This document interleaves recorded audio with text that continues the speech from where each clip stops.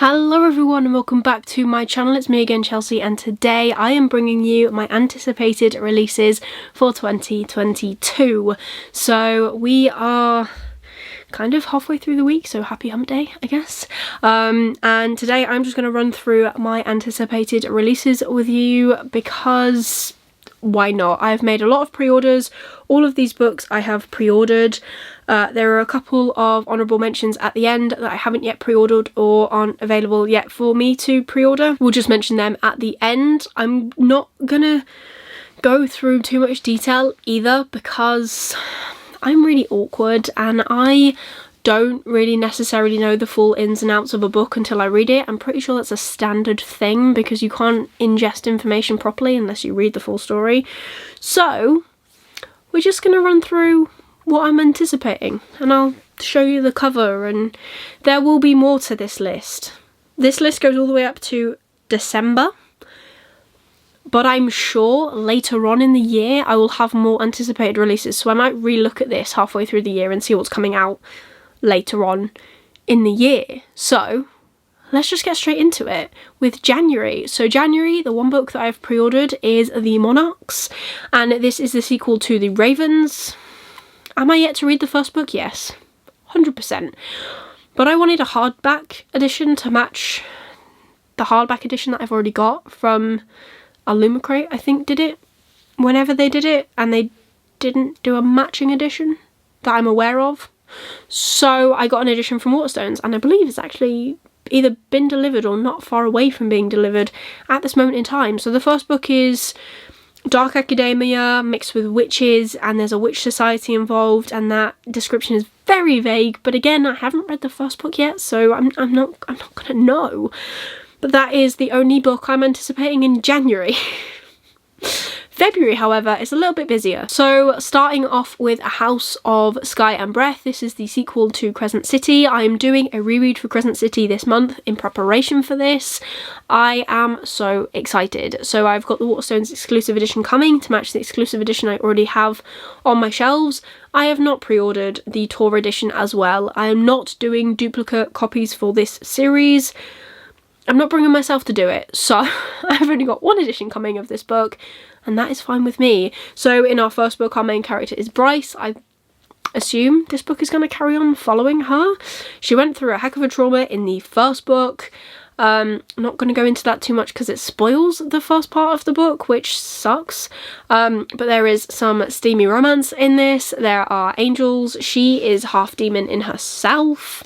It's all very good. As always, Sarah J. Maas has created a fantastic world and a fantastic badass female character for us, and I love that. Like, give me more Bryce.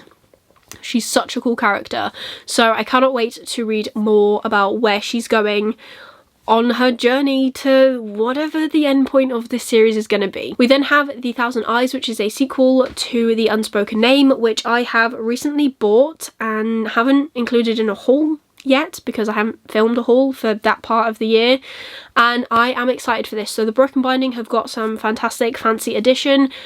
I had already pre-ordered these books by the time that came about, and I just could not justify that money currently. I'm literally in the process of changing jobs now, so yeah, trying to not spend too much, she says, as she talks through all of her pre-orders, which makes no sense. But anyways, so this is the sequel. I haven't read the first book. It's Norse, I think.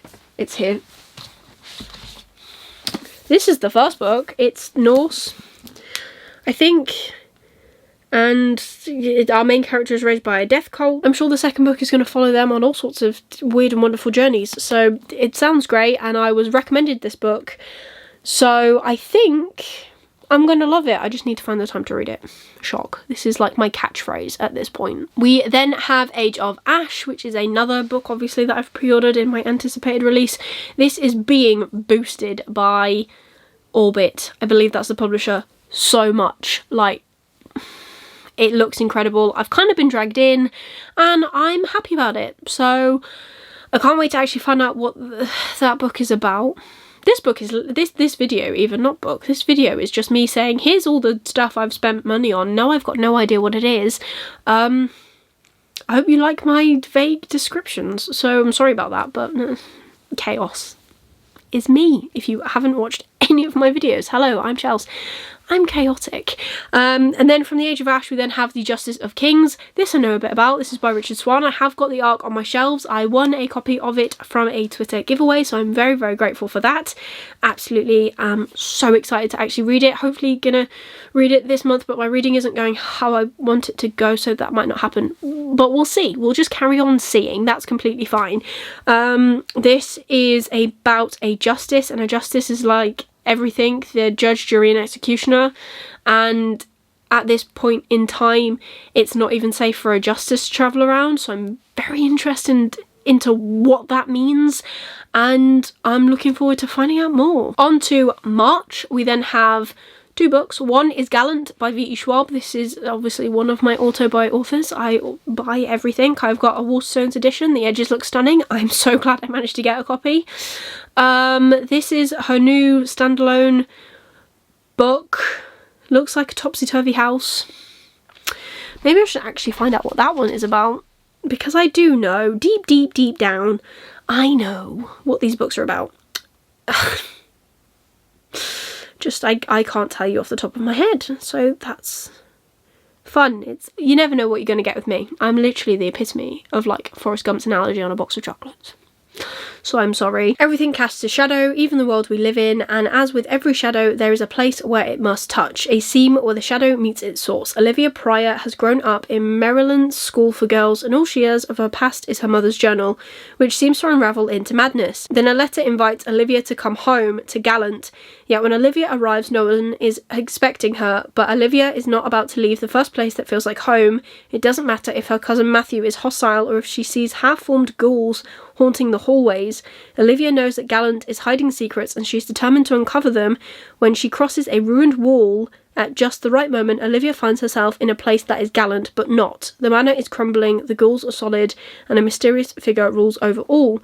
Now Olivia sees what has unravelled generations of her family and where her father may have come from. Olivia has always wanted to belong somewhere, but will she take her place as a Pryor, protecting her world against the master of the house, or will she take her place beside him? That's so much better than me rambling on, isn't it, really? Love that. After that, we then have the Atlas 6, which is massive. Like, TikTok has blown this up. I don't even have TikTok. Like, I'm not that cool. But when I saw that Waterstones were doing an exclusive edition, I have now ordered 2 copies. Because I ordered the normal version first, and then I saw the exclusive edition. So I've ordered the exclusive edition, and I'll return the normal edition. Being a book collector is, like, difficult, isn't it, really? So yeah, I've got that on pre-order. I want to see what everyone is so mad about, because everyone seems to love this series, and I want to find out why, and that is my plan for that month. We then move on to April. The first book is a hardback edition of 2 novellas in the Skyward series, which I know about. We have our main character Spencer, who wants to be a flight pilot and kill Krell, which are the aliens that kind of attack the planet that her and the rest of the human race are currently living on. But her father was a traitor, so they won't let her fly, and she's determined to go to flight school. And when there is a sudden increase in Krell attacks, they finally relent and let Spencer into a spaceship, essentially. And it's all about her trials and tribulations, which are quite a lot, because they don't like her and they put obstacles in her way to make it difficult for her. But she overcomes many of them, and she's a very spiky character, and I really, really like her. In her sassy way. We then also have Amari and the Great Game, which is the sequel to Amari and the Night Brothers, which is a middle grade that I really loved this year. I thought it was so, so good. So I've automatically ordered the sequel. In the first book, Amari's brother has gone missing, and she's convinced it has got something to do with the mysterious job that he's never allowed to talk about. And one day, a mysterious package arrives inviting her to join the Bureau of Special Affairs. I think I've got that.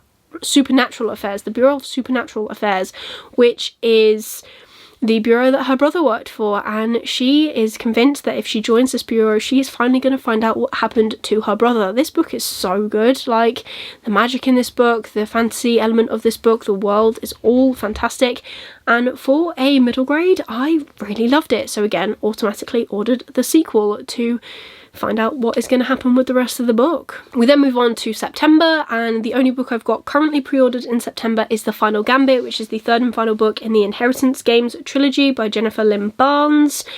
I haven't read the first book, but the premise is that Avery is our main character, and she gets a letter one day inviting her to an estate that she has now inherited off a man that she has no connection with and is convinced she does not know.